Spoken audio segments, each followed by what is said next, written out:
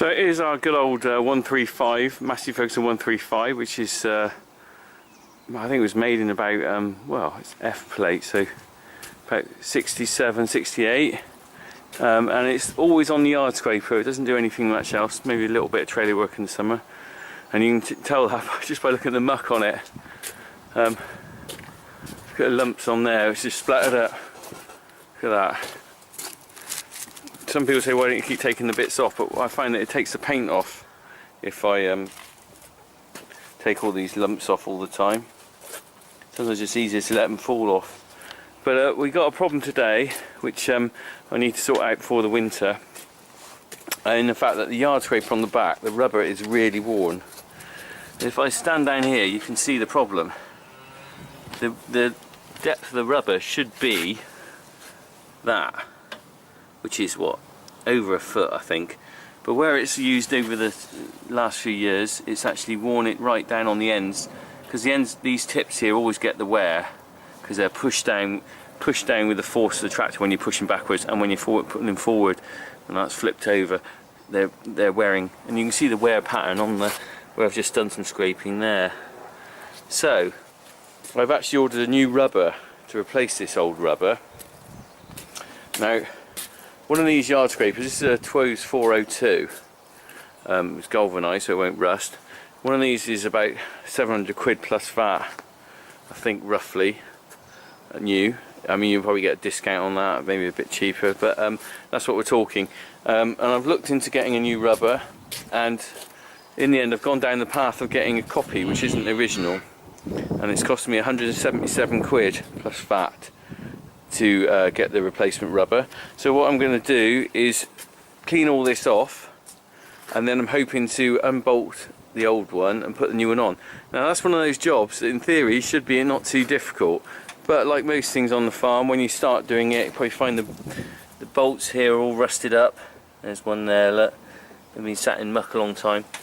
And I won't really know how I get on till I do it. I have done one of these before, it wasn't the easiest of jobs, but I'm talking of saving 500 quid, so I sort of think it's worth the effort really. But first of all, I'm just going to try and clean it off. So I think I'll get the worst of it off with a spade, and then basically try and whack the rest off. I've got a pressure washer, but I can't be bothered to get the thing out, so I'm just going to hose it off for now.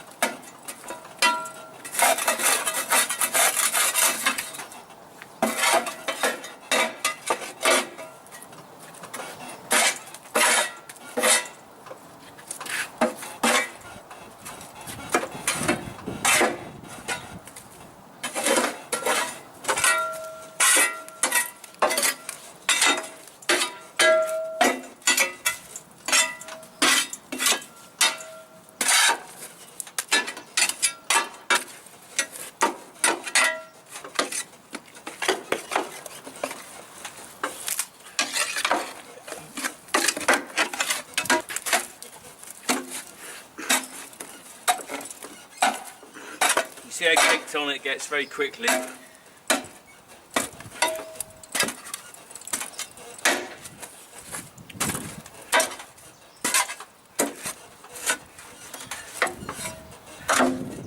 Not all this muck needs to come off here, but while I'm doing it I might as well try and do a decent job.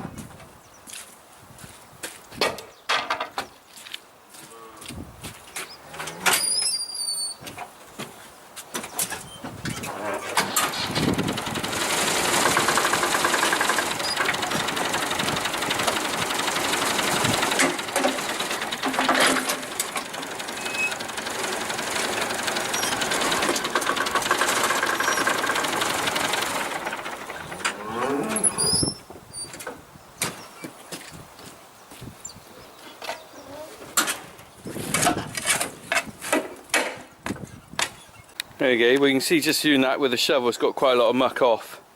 But there's still a lot on here.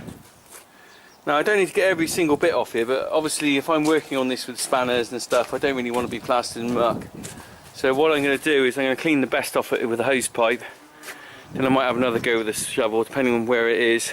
But the ideal thing with this is probably to leave it outside in the rain for a week, and the muck gets really soaked on it, and then it'll just blast off with a hose pipe. So what I'm going to do is I'm going to wash the best of it off now, and then I'm going to leave it outside, parked outside for a bit.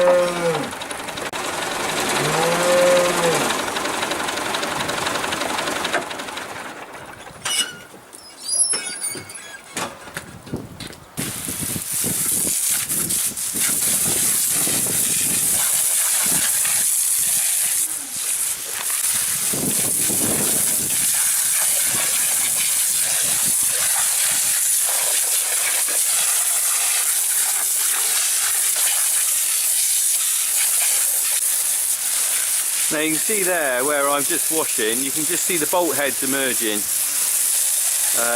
and that's the bit that I'm actually wanting to get to, because they're the most important bit, because I've got to actually unbolt all this rubber off here. So because the rest is sort of cosmetic, I mean it saves me getting too dirty if I clean it all off, but basically it's the bolt heads that are the most important bit.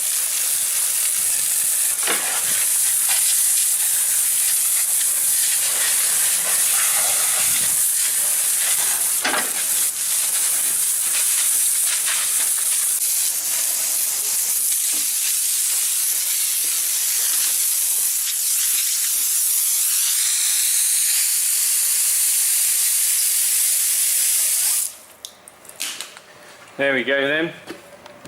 So I've pretty well cleaned that off quite well really. I mean, see, I didn't use the pressure washer, and you can see the bolts a lot better now. And you can also see the wear, where the rubber is really worn down now. It's actually down to the metal. It's really clear there.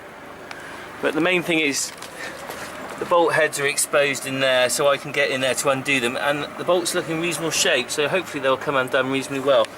I might take it off on here. It's quite worn anyway. If I take these two pins out, this whole piece will come off, which might make it easier for me to fit. We'll see. So I'm going to just park this up now, but I'm waiting for the new rubber to arrive. But the interesting thing is, while I just look at this, these stops here are supposed to stop this from flipping over too far to slow down the wear of these, but you can see they've bent up. They're supposed to be horizontal and they've bent. It's just really difficult to stop the wear on these things, because even with those stops they haven't done the job. Right, let's wait till the rubber arrives. There you go, you can just see I've just fitted our spare scraper onto the tractor while I'm waiting to do the replacement blade on the other one. Obviously, good idea to have a spare on a farm like this when you're using the scraper a lot in the winter. This one though is the older model. You can see it's not galvanised, it's started to rot out. I might get around and changing the blade on this one at some point, so you can see this is worn in the same way as the other one. But for now it'll do. I'm not going to touch that while I'm doing the other one. Here we are, this is the replacement scraper rubber that's just been delivered in. Pretty heavy. Cost me 177 quid for this, believe it or not. So I will have a go at fitting this later. Pretty chunky though, all the holes are pre-drilled, so should be okay.